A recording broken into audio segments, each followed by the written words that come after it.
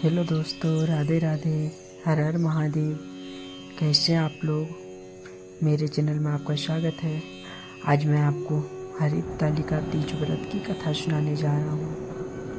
ध्यानपूर्वक सुनिएगा। हरित तालिका तीज व्रत कथा। पार्वती जी को पूर्व जन्म का स्मरण कराने के लिए महादेव शिव ने इस प्रकार का, हे गौरी पर्वतराज, हिमालय पर भागीरथी के तट पर तुमने अपनी बाल या अवस्था में अधोमुखी होकर कठिन तप किया था। इस दौरान तुमने अन्न का त्याग कर रखा था तथा केवल हवा तथा सूखे पत्ते चबाकर तपस्या की थी। माघ की शीतलता में तुमने लगातार जल में प्रवेश कर तप किया था। वैशाख की तप गर्मी में पंचाग्नि से शरीर को तपाया। श्रावण की मूसलाधार वर्षा में खुले आसमान के नीचे बिना अन्न जल ग्रहण किए व्यतीत किया। तुम्हारी इस तपस्या को देखकर तुम्हारे पिता बहुत दुखी और नाराज रहते थे। एक दिन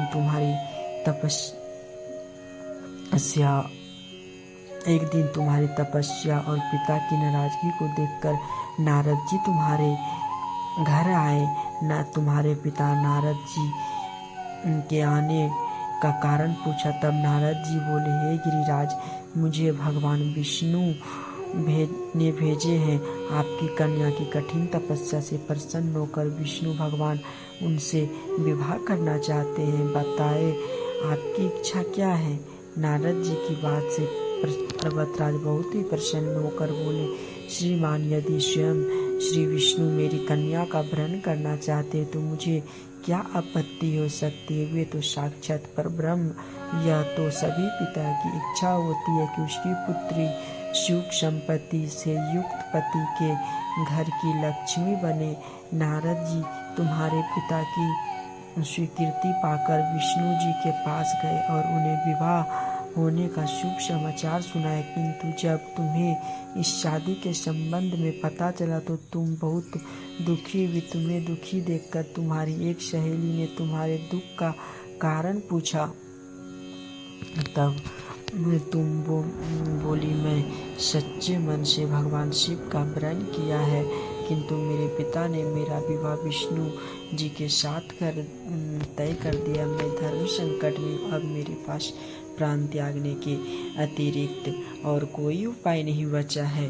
तुम्हारी सखी ने कहा, प्राण त्यागने का यहाँ कोई कारण नहीं लगता। दुख के समय धैर्य से काम लेना चाहिए। वास्तव में भारतीय नारी जीवन की सार्थकता इसी में है कि एक बार स्त्री जिसे पुरुष मन से पति रूप में ग्रहण कर लिया हो, जीवन पर्यंत सच्चे मन तथा तन से निर्वहन करे। सच्ची आस्था और एक निष्ठा के सामने तो भगवान भी वैसा है कि मैं तुम्हें घने वन में ले चलती हूँ, जो साधना स्थल भी है और जहाँ तुम्हारे पिता तुम्हें ढूंढ भी नहीं पाएंगे। मेरा पूरा विश्वास है कि भगवान अवश्य ही तुम्हारी इच्छा पूर्ति करेंगे। अपनी सखी के साथ तुम जंगल में चली गई। इधर तुम्हारे पिता तुम्हें घर में नहीं देखकर बड़े चिंतित और दुखी हुए सोचने लगी कि मैंने तो विष्णु जी से अपनी पुत्री का विवाह तय कर दिया है। यदि भगवान विष्णु बारात लेकर आ गए और कन्या घर पर नहीं मिली तो बहुत ही अपमान होगा। ऐसा विचार कर पिता ने तुम्हारी खोज शुरू करवा दी। तुम्हारी खोज होती रही। तुम इधर अपनी सहेली के साथ नदी तट के गुफा में मेरी आराधना में लीन रहने लगी। भाद्रपद के शुक्ल पक्ष तृतीया तथा हस्त नक्षत्र था। उस दिन तुमने रेत के शिवलिंग का निर्माण किया। रात भर मेरी स्तुति में गीत गाकर जागरण किया। तुम्हारी इस कठोर तपस्या के प्रभाव से मैं शीघ्र ही प्रसन्न होकर तुम्हारे पास आ गया और तुमसे वर मांगने को कहा। तब अपनी तपस्या के फलीभूत मुझे अपने समक्ष पाकर तुमने कहा, मैं सच्चे मन से आपको पति रूप में वरण कर चुकी हूँ। यदि आप सचमुच मेरी तपस्या से प्रसन्न होकर यहाँ आए हैं तो मेरी मुझे अपनी अर्धांगिनी के रूप में स्वीकार कर लिए। तब तथास्तु कहकर मैं कैलाश पर्वत पर लौट आ गया। प्रातः होते ही तुमने पूजा की समस्त सामग्री नदी में प्रवाहित करके अपनी सखी सहित व्रत का व्रण किया। उसी समय गिरिराज अपने बंधु बांधवों के साथ तुम्हें ढूंढते हुए वहां आ पहुँचे।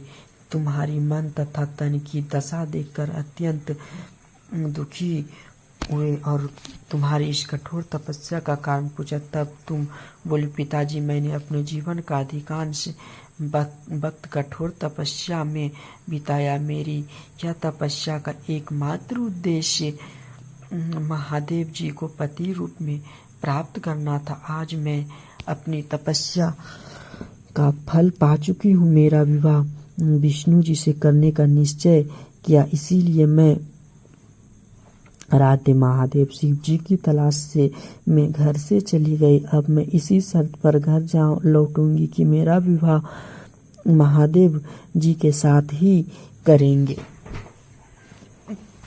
पर्वतराज ने तुम्हारी इच्छा स्वीकार कर ली और तुम्हें घर वापस ले आए। किंचित समय उपरांत उन्होंने पूरे विधि विधान के साथ तुम्हारा विवाह मेरे साथ किया। महादेव शिव ने पुनः कहा, हे पार्वती, भाद्रपद की शुक्ल तृतीया को तुमने मेरी पूजा अर्चना करके जो व्रत किया था, उसी के फल स्वरूप हम दोनों का विवाह संभव हो पाया। अतः इस व्रत का महत्व यही है, जो स्त्री तथा कन्या पूरी निष्ठा के साथ व्रत करती है, उसको मैं मनोवांछित फल प्रदान करता हूँ। हर हर महादेव। दोस्तों, राधे राधे। कमेंट बॉक्स में हर हर महादेव, जय माता दी जरूर लिखिएगा और मेरे चैनल को सब्सक्राइब कर दीजिएगा प्लीज़।